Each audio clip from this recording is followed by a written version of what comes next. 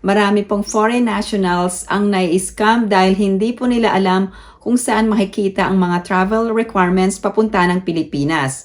Sana ang Philippine government ay maglagay ng isang official website kung saan makikita ang mga travel requirements depende sa category ng passenger. Kung Filipino, former Filipino citizen, or foreign nationals. Kasi kung hindi po ay marami pong malilito sa mga travel requirements dahil marami pong update na nilalabas ang Pilipinas. Wala pong bayad ang pagpaparegister sa e-travel pero marami pong mga scam websites ang nagpe-pretend na sila ay official website for e-travel registration. Ipapakita ko ang mga website na nag-scam sa mga foreign nationals at kumukuha sila ng mga payment or kinukuha nila ang mga personal information kung kayo ay maglalagay ng iyong passport details sa mga websites na ito. Ito ay isang halimbawa ng isang scam website. Huwag magbibigay ng inyong personal information. Walang bayad ang pagpaparegister sa e-travel. Marami ng mga foreign nationals ang nabiktima ng mga scam websites. Kung ikaw ay babiyahe ng Pilipinas at ikaw ay isang former Filipino citizen, paano makakuha ng balikbayan privilege? Ibibigay po ang balikbayan privilege pagdating nyo po sa airport. So sa immigration, once na ipakita nyo ang inyong foreign passport, kung kayo ay former Filipino citizen, ay lalagyan po ito ng stamp na BB. So ako ay dual citizen pero foreign passport lang pinakita ko, yung US passport lang. At ito po ang tatak BB na nakalagay ay June 7 at nag-depart ako ng July 7, 2025. Sa mga nagtatanong kung paano makakuha ng balikbayan privilege, hindi po i-explain sa inyo kung ano po yung tatak sa inyong passport pero ito po yung tatak ng balikbayan privilege na 1 year of visa-free stay in the Philippines. So wala pong bayad ito, makukuha ito pag arrive nyo sa airport. So wala na kayong kailangang fill up na form, ang kailangan lang ay mag-register kayo sa e-travel. Sino-sino ang entitled sa balikbayan privilege at gaano katagal magstay sa Pilipinas? Ito pong balikbayan privilege ay privilege ito ng mga former Filipino citizens, pwede rin ng mga OFW at extended ang privilege na to sa mga asawa ng former Filipino citizen or Filipino na kung asawa ninyo ay foreign national, pati na ang mga anak ninyo kung foreign citizen din, ay bibigyan din ng ganitong privilege. So basta magta-travel kayo together ay makakuha kayo ng ganitong visa-free stay in the Philippines na 1 year. Sa immigration ay wala na ring tinanong na ibang document sa akin gaya ng Philippine passport or birth certificate. US passport lang ang pinakita ko at ang aking e-travel registration.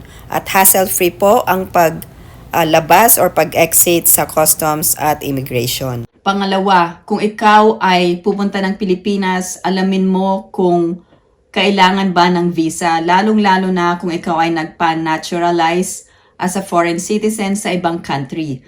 Meron po kasing listahan ang Pilipinas na kung ikaw ay national ng countries na ito po yung Executive Order number 408. Dito sa Executive Order number 408 na ito, nakalista po ang lahat ng countries kung saan kung ikaw ay national na or foreign national na, pwede kang magstay sa Philippines ng 30 days visa-free.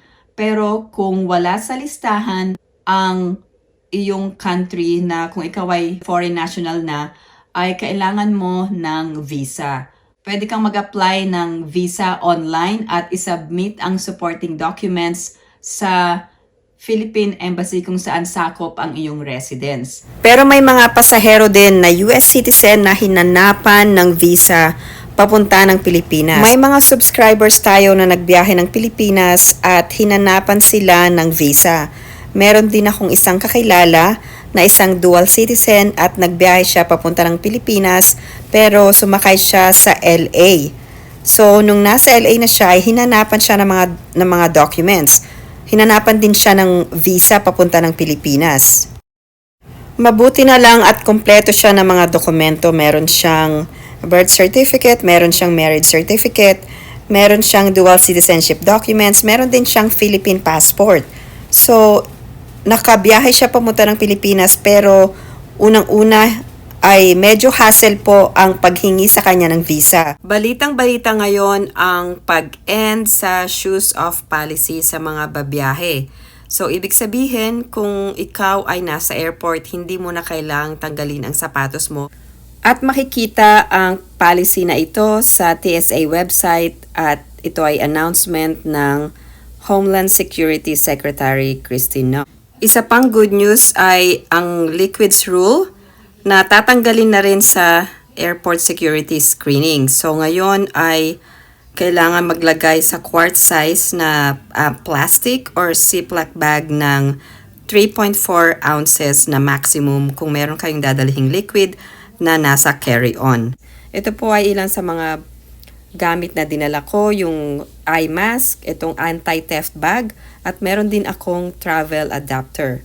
Kung meron kayong mga electronics at kung hindi compatible ang dala nyong electronics na gagamitin sa Pilipinas. Nagdala rin ako ng sling bag para mas komportable kung magdadala ako ng ibang mga valuables, at meron din akong earplugs. At bago po ako bumiyahe ay winay ko muna ang aking mga carry-on at checked baggage dahil stricto po ang Korean Air. So Korean Air ang aking sinakyan at strict po sila pagdating sa weight ng inyong mga bagahe. So ito po ay isang carry-on. Combined carry-on at personal items ay 22 pounds at lahat ng valuables po andito sa aking personal item. Hindi po ako naglalagay ng valuables sa aking checked baggage. At laging tatandaan na dapat maaga kayong dumating sa airport at least 3 hours before your flight. At kung babiyahe sa Pilipinas ay dapat na ayos na po ang inyong e-travel registration. Nung bumiyahe ako, kumpleto po ang aking mga documents pero hindi na kailangang ipakita ang mga immigration requirements such as old Philippine passport or birth certificate ng aking anak. Kung ikaw ay isang former Filipino citizen at nagstay ka sa Pilipinas ng more than 1 year, ay pwedeng matawag na overstaying ka na dahil ikaw ay isang foreign national. Kailangan mong mag-extend ng iyong stay sa Philippines sa pamamagitan ng pagbabayad sa Bureau of Immigration ng fines or penalties kung ikaw ay nag-overstay na. Meron pong extension fee na babayaran sa Bureau of Immigration kung ikaw ay isang former Filipino citizen.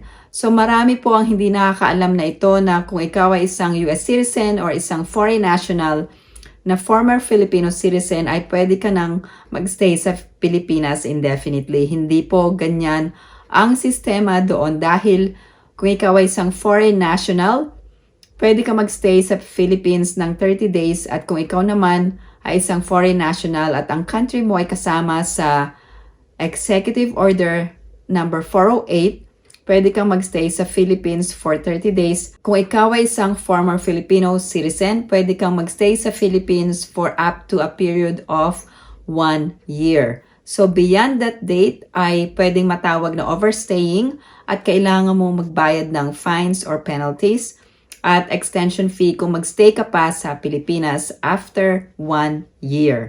Kailangan ba ng visa pauwi ng Pilipinas kung ikaw ay isang former Filipino citizen? So depende po sa inyong country. Kung ikaw ay isang former Filipino citizen at ang iyong country ay nakalista sa Executive Order number 408, ano po ba itong batas na ito? So dito nakalagay ang list of countries kung saan ang mga nationals ay pwedeng magstay sa Philippines visa-free for 30 days. Kung hindi kasama sa country na ito ang iyong nationality, kung naging foreign national ka na, ay kailangan mong kumuha ng visa sa Philippine Consulate kung saan sakop ang iyong residence. Otherwise, ay pwede kang ma-deny ng entry sa Pilipinas. Kung ikaw naman ay nakabiyahe na sa Pilipinas, at maganda ang iyong experience at hassle-free po ito, ay pakishare lang po sa comments section below. Kung meron ka namang naging problema sa iyong pagbabiyahe, ay pakishare din po sa comment section below para po malaman ng ating mga kababayan na uuwi ng Pilipinas. Thank you guys for supporting my channel. I hope everyone is staying safe and have a great day.